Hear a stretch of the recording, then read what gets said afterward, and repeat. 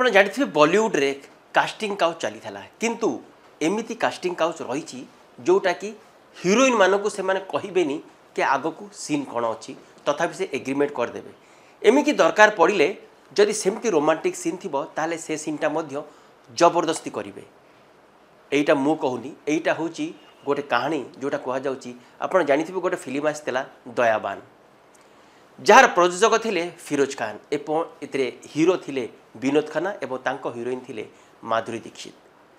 किंतु जितेबाला दयाबानटा तैयारी करते प्रथमे माधुरी दीक्षित जगार से रखी श्रीदेवी को एवं श्रीदेवी को कही ए किसी इमोशनल किसी रोमांटिक सीन अच्छी किसी अंतरंग मुहूर्त अच्छी जहाँ को लेकिन श्रीदेवी बारंबार पचारुले कि ये सीनटा कौ जाए अच्छी ये सीन्रे केते अंतरंग अच्छी केते रोमांटिक अच्छी या पचारुले जहाँ फल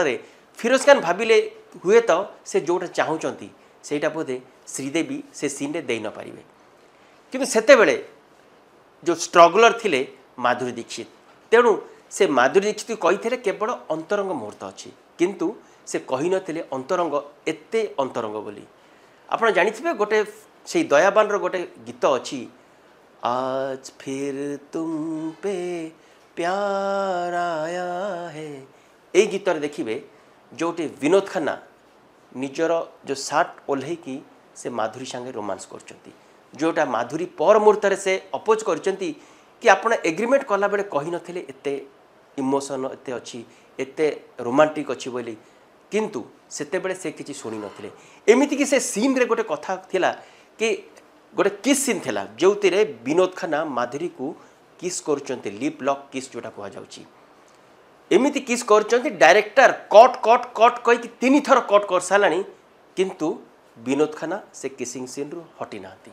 जहाँ को लेकिन माधुरी मध्य विरक्त प्रकाश करते किंतु जेहेतु से स्ट्रगलिंग करते से स्ट्रगलर थे से से संघर्ष करुले सिनेमा इंडस्ट्री से किसी कही नथिले किंतु पर मुहूर्त गोटे गणमाध्यम आगे यही कथाटा प्रकाश करते।